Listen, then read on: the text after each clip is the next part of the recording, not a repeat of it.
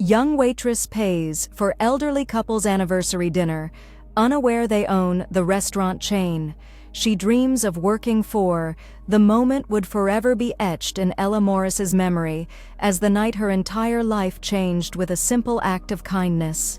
The dinner rush had faded to a quiet hum at Rosie's Diner, a modest establishment on the outskirts of town where mismatched chairs and cracked vinyl booths told stories of decades past. Ella's feet ached in her worn-out sneakers, the soles nearly paper-thin after 18 months of double shifts.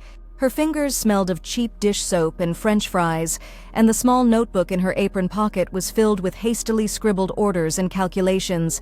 How many more shifts until she could afford her culinary school application fee? 24 years old, with dreams bigger than her bank account, Ella had been putting away tiny amounts from each paycheck for 3 years.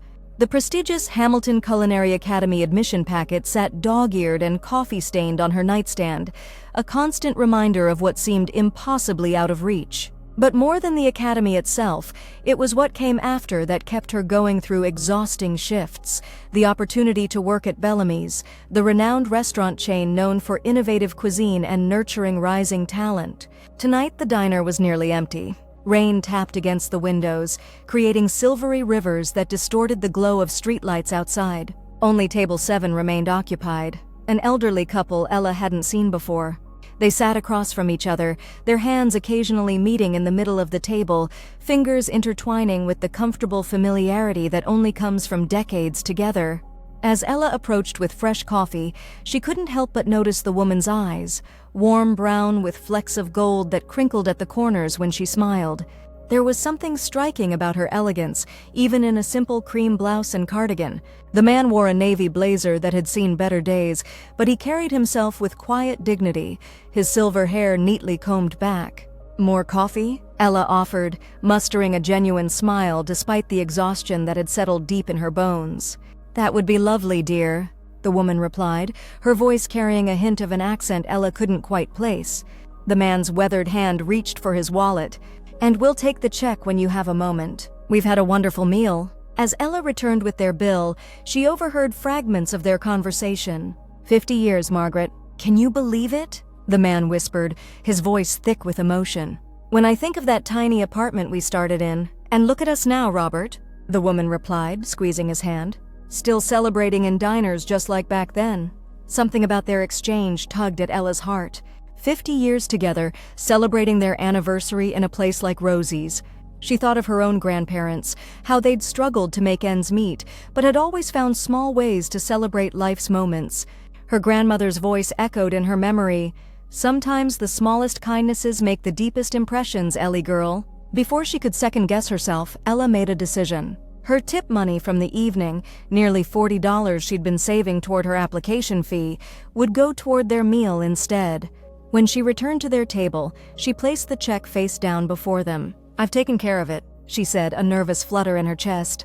"Happy anniversary." The couple looked up at her in surprise.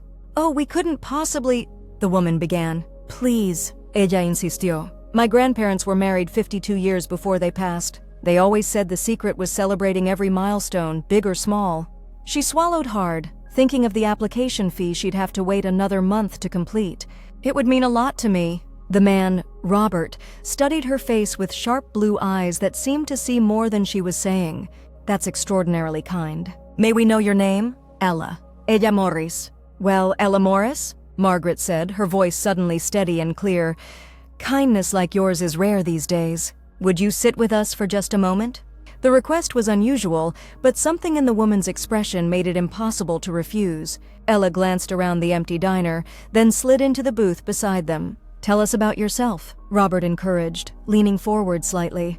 Maybe it was their genuine interest, or perhaps the exhaustion of keeping her dreams bottled up for so long, but Ella found herself talking about her aspirations, culinary school, her passion for creating innovative dishes that honored traditional techniques, and her ultimate goal of working at Bellamy's restaurants. "Their approach to food is everything I believe in," she explained, animation bringing color to her cheeks. "They source locally, they honor traditional methods while pushing boundaries, and I've heard they actually invest in their staff's growth. Not just another corporate chain, you know?" As she spoke, something shifted in the couple's expressions, a shared glance, a subtle nod. But Ella was too caught up in her rare moment of openness to notice. "I'm sorry," she said finally, catching herself. "I don't usually talk about this. I haven't even told my roommate how serious I am about it." Margaret reached across the table and placed her hand over Ella's. Her skin was soft, adorned with only a simple gold wedding band. "Never apologize for your passion, dear. It's the fuel that keeps life interesting." As they prepared to leave, Robert handed her a simple white business card with just a phone number embossed in black. "Perhaps we can continue this conversation. Call this number tomorrow afternoon." Ella accepted the card with a puzzled smile, tucking it into her apron pocket alongside her order pad. She watched as Robert helped Margaret into a modest raincoat, the gesture tender and practiced. They thanked her again and disappeared into the rainy night, leaving Ella with an inexplicable feeling that something significant had just happened. The next morning, weak sunlight filtered through the thin curtains of Ella's apartment. Her roommate, Jasmine, was already gone, leaving behind the scent of drugstore perfume and a half-empty cup of coffee. The business card sat on Ella's nightstand where she'd placed it the night before, mysterious in its simplicity. Ella's fingers hovered over her phone. What if the couple simply wanted to repay her? Or worse, what if they felt sorry for her? Pride and curiosity waged a silent battle as she stared at the card. Finally, at precisely 2 p.m., she dialed the number. A crisp, professional voice answered. "Mr. Bellamy's office." Ella nearly dropped the phone. I'm sorry. I must have the wrong number. Are you Ella Morris?" the voice asked. The world seemed to tilt slightly. "Yes? Please hold for Mr. Bellamy." The seconds stretched into an eternity before a familiar voice came on the line. "Ella, Robert Bellamy here. I hope we didn't startle you too much." Her heart pounded so loudly she was certain he could hear it through the phone. Robert Bellamy, founder of Bellamy's Restaurants, the very chain she'd been dreaming of working for. And Margaret. That would be Margaret Bellamy, the renowned chef whose cookbook sat tattered and food-stained on Ella's kitchen shelf. Words failed her completely. A warm chuckle came through the line. "Yes, I'm afraid we weren't entirely forthcoming last night. Margaret and I make a habit of visiting different restaurants on our anniversary. Keeps us grounded, reminds us of where we started." Ella se desplomó sobre el borde de su cama, las piernas de repente incapaces de sostenerla. "I had no idea," she whispered. "That was rather the point," he replied, and she could hear the smile in his voice. "And it allowed us to witness something quite remarkable, genuine kindness with no expectation of return. That's rarer than you might think in this industry." Her mind raced, piecing together the implications. They had heard everything, her dreams, her ambitions, her admiration for their company. "Margaret and I would like to meet with you properly," Robert continued. "We have a proposition that might interest you." 3 days later, Ella found herself in the corporate headquarters of Bellamy's Restaurant Group, a sleek building of glass and steel that contrasted sharply with Rosie's worn comfort. Her second-hand blazer and only pair of dress pants felt woefully inadequate as she was escorted to a conference room where Robert and Margaret Bellamy waited. Margaret rose first, embracing Ella as though they were old friends rather than near strangers. "We've been looking forward to this," she said, guiding Ella to a chair. Robert remained standing, his posture as dignified as it had been in the diner, though now Ella recognized the authority that had been carefully concealed that night. "We've spent the last 50 years building this company," he began, gesturing to the wall of photographs showing the evolution of their restaurants. "Started with one small place not much different from your Rosie's. Now we have 28 locations across the country. What my husband is trying to say," Margaret interjected with a fond glance at Robert, "is that we've learned to recognize talent and character when we see it." They explained their proposition, a full scholarship to Hamilton Culinary Academy, followed by a guaranteed apprenticeship at Bellamy's flagship restaurant. It wasn't charity, they insisted. It was investment in talent, and in the kind of person they wanted representing their brand. "Why me?" Ella asked, her voice barely audible. "There are thousands of aspiring chefs with more experience, better connections." Margaret's eyes, those same warm brown eyes with flecks of gold, met Ella's directly. "Because in an industry increasingly driven by ego and spectacle, you showed us something essential that cannot be taught in any culinary school: heart. Your technical skills can be developed," Robert added, "but character, that comes from somewhere deeper. When you paid for our meal, you weren't looking for recognition or advantage. You saw two people celebrating a milestone and wanted to honor that, even at personal cost. Ella's vision blurred with tears she fought to contain. The scholarship would change everything, not just her career trajectory, but her entire life's possibilities. Yet somewhere beneath the overwhelming gratitude, a shadow of doubt lingered. "I don't want special treatment," she said finally. "I want to earn my place." Robert's expression softened with approval. "And that's precisely why we're offering this. The scholarship gets you through the door. What you do once inside, that will be entirely up to you." The following 2 years transformed Ella in ways she couldn't have imagined that rainy night at Rosie's. Hamilton Culinary Academy challenged every assumption she'd held about food, about herself, about what she was capable of achieving. There were nights she collapsed into bed with hands raw from knife work, burns marking her forearms like badges of honor. There were dishes that failed spectacularly and criticisms that cut to the quick of her confidence. But there were triumphs too. The first time Chef Laurent nodded approval at her béarnaise sauce, the morning she mastered the lamination technique that had eluded her for weeks, the day her original dish earned the highest marks in her cohort. Throughout it all, Margaret became something between a mentor and a friend. Once a month, they would meet for coffee where Margaret would listen to Ella's latest challenges without judgment, offering guidance that came from decades of navigating a male-dominated industry. "The kitchen will test more than your culinary skills," Margaret told her during one such meeting. "It will test your resolve, your creativity under pressure, your ability to rise after failure. Remember why you're doing this." When Ella graduated second in her class, Robert and Margaret sat in the audience alongside Jasmine and Ella's younger brother, the only family she had left. Their presence felt like a bridge between her past and the future opening before her. The apprenticeship at Bellamy's flagship restaurant began the following week. Despite the Bellamy's sponsorship, executive chef Dominic Vega made it abundantly clear that Ella would receive no special treatment. "I don't care who paid your tuition," he said on her first day, his voice carrying across the busy kitchen. "Here you earn your place every single day." The kitchen hierarchy was steep and slippery. Ella started at the very bottom. Prep work, basic sauces, the unglamorous foundations upon which Bellamy's reputation was built. Her shifts often stretched to 12 hours, and she returned to her tiny new apartment with feet swollen and back aching, yet somehow more alive than she'd ever felt at Rosie's. 3 months into her apprenticeship, disaster struck. An important food critic was dining in the restaurant, and the dessert specialist called in sick. Chef Vega, already handling too many elements of the critic's tasting menu, barked an order. "Morris, you're on dessert." Ella se congeló momentáneamente. Desserts had been her weakest subject at Hamilton. "Chef, I don't think—" "I'm not asking you to think," Vega snapped. "I'm telling you to execute, now." Heart hammering, Ella turned to her station.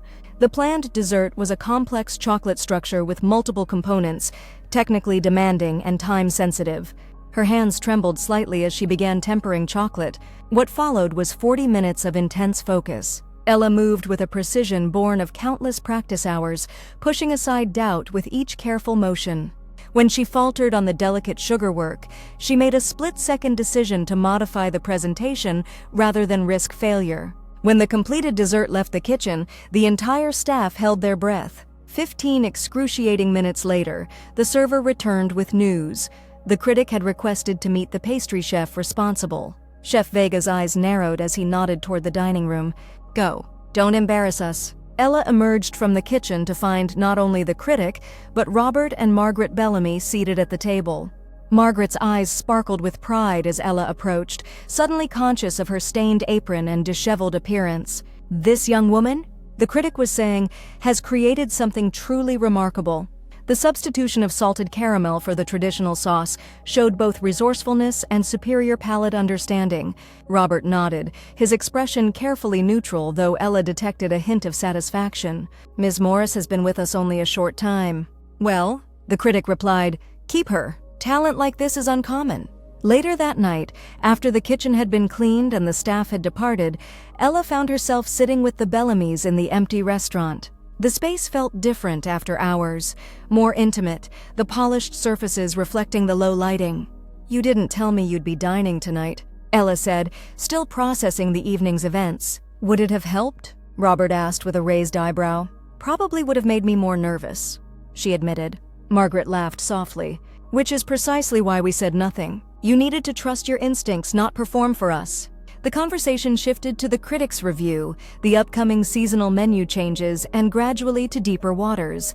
Ella's growing confidence, her developing voice as a chef, her emerging leadership in the kitchen despite her junior status.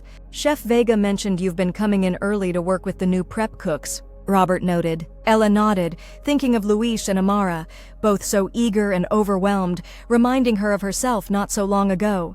They just needed someone to show them the systems, break things down more clearly. Teaching others often cements our own knowledge, Margaret observed. But not everyone takes the time. A comfortable silence settled between them, broken only when Robert cleared his throat. We have another proposition for you, Ella. She looked up, surprised. Another one? We're opening a new concept restaurant, he explained. Smaller, more experimental than our traditional locations. A place to develop new talent and ideas. Margaret continued where he left off, their thoughts flowing together with the ease of 50 years' partnership. We need someone who understands both our traditions and the future we're moving toward. Someone with technical skill and emotional intelligence. Ella's breath caught as the implication became clear. You want me to be head chef, Robert confirmed. You would have creative control of the menu, staff selection, and daily operations with our guidance as needed. The offer was staggering. Head chef positions typically came after years, sometimes decades of working up through kitchen ranks. Ella was barely 26, with less than 2 years of professional experience. I'm not ready, she said automatically, then paused, considering more carefully. Am I? Margaret reached across the table, just as she had that night at Rosie's. Ready as a myth chefs tell themselves. No one is ever truly ready. We leap and we build our wings on the way down. But why take this risk on me? Ella asked, the question that had haunted her since that first phone call. Robert and Margaret exchanged one of their speaking glances. 2 years ago, Robert began, you gave up your dream to make 2 strangers happy. You didn't know who we were. You didn't expect anything in return. That told us everything about your character. Since then, Margaret added, you've proven your talent through consistent hard work, openness to learning, and genuine care for those around you. The question isn't why we would take this risk. It's why wouldn't we? As the implications settled around her, Ella thought of all the moments that had led to this one. The rain tapping against Rosie's windows, the dog-eared application on her nightstand, the business card that changed everything. She thought of her grandparents' belief in kindness and how that simple value had shaped a path she never could have imagined. When would this start? She asked finally, her voice steady with newfound resolve. Robert smiled, the same dignified smile she'd first seen across a diner table. As soon as you're ready to leap. 18 months later, Ella stood in the kitchen of Roots, the newest and most talked-about restaurant in the Bellamy portfolio. The space hummed with purposeful energy as her team prepared for opening service. Sunlight streamed through the open kitchen design, illuminating workstations where fresh, local ingredients awaited transformation. Luis, now her sous chef, called out timing on the staff meal they were preparing, a tradition Ella had insisted upon from day one. Every evening before service, her team sat down together to share food and conversation, building the cohesion that made their kitchen different from the militaristic hierarchies she'd experienced elsewhere. As Ella moved through final preparations, she caught sight of herself reflected in a polished steel surface. Confident posture, clear eyes, the executive chef coat with her name embroidered above the heart. Sometimes she still couldn't believe the journey from Rosie's diner to here. The restaurant had exceeded even the Bellamy's expectations, earning critical acclaim and developing a 6-week waiting list for reservations. More important to Ella was the culture they'd created, a kitchen where creativity flourished without the toxic stress so common in fine dining. Robert and Margaret arrived precisely at 5, as they did every Thursday night, their standing reservation a highlight of Ella's week. Though Robert had officially retired last year, handing day-to-day operations to their son Michael, they remained deeply invested in Roots' success. Ella greeted them with the warm familiarity that had developed over 4 years of mentorship. I have something special planned tonight, she told them, leading them to their usual table with a view of both the kitchen and the garden where many of their ingredients grew. As the evening progressed, Ella personally delivered each course, a tasting menu that told a story through food. The appetizer featured elements from Rosie's diner, elevated through technique but honoring their humble origins. The fish course incorporated Margaret's classic sauce preparation with Ella's contemporary twist. The main course celebrated Robert's commitment to local farmers, featuring ingredients sourced within 50 miles. When dessert arrived, a sophisticated reimagining of the chocolate creation that had first brought Ella recognition, Margaret's eyes glistened with emotion. "This is more than a meal," she said softly. "This is our story." Ella nodded, taking a seat with them as she did each Thursday. The boundary between employer and employee long since transformed into something deeper. "I wanted to honor what you've built, and what you helped me build." Robert studied the dessert thoughtfully before meeting Ella's gaze. "When we celebrated our 50th anniversary at that little diner, we had no idea we'd find not just a talented chef, but someone who would become like family." The word caught in Ella's chest. Family. Her own had been small and was now mostly gone, her parents lost in her teens, her brother across the country pursuing his own dreams. The Bellamys had filled a space she hadn't recognized was empty. "I have an announcement," ella dijo, reuniendo su coraje. "I've been developing a concept for a second Roots location. More accessible price point, educational component for disadvantaged youth interested in culinary careers, same commitment to quality and staff development." She slid a business proposal across the table, the culmination of 6 months' work with financial projections, location scouting, and detailed implementation plans. Margaret opened the folder, eyes widening as she scanned the contents. "Ella, this is remarkable, but this would require significant investment." "I know," Ella acknowledged. "I'm prepared to invest my savings as startup capital, but I'll need partners. Before approaching outside investors, I wanted to offer you first opportunity." Robert's expression shifted from surprise to thoughtful consideration as he reviewed the numbers. "This is ambitious." "I learned from the best," Ella replied with a small smile. As they discussed the proposal, other diners occasionally glanced their way. The young executive chef deep in conversation with the legendary founders, 3 generations of Bellamy's legacy in one table. None would guess that their connection had begun with a simple act of kindness in a rainstorm, a paid dinner bill with no expectation of return. Later that night, after service ended and the kitchen had been returned to immaculate order, Ella stood alone in the quiet restaurant. Her fingers traced the smooth wood of the tables, the same reclaimed oak Robert had insisted upon despite the extra cost. She moved to the wall where photographs told the Bellamy story, from their first tiny restaurant to the current empire of 29 locations. A newer edition hung at the end of the row. Ella standing between Robert and Margaret at Root's grand opening, their hands clasped in triumph and affection. Beside it was a framed napkin from Rosie's Diner, preserved as a reminder of where it all began. Outside, the city lights glowed against a velvet sky. Ella thought of all the aspiring chefs out there, working double shifts, studying techniques from worn cookbooks, dreaming of opportunities that seemed impossibly distant. She thought of herself 4 years ago, exhausted and determined, making a split-second decision that would alter the course of her life. Tomorrow she would begin interviewing candidates for her training program, young people with passion but limited resources, much like herself not so long ago. Perhaps among them was another story waiting to unfold, another life that could be transformed through an unexpected connection. Ella turned out the lights and stepped into the cool night air, her heart full with the knowledge that sometimes the smallest kindnesses create the most profound ripples, and sometimes those ripples become waves that carry us to shores we never imagined possible.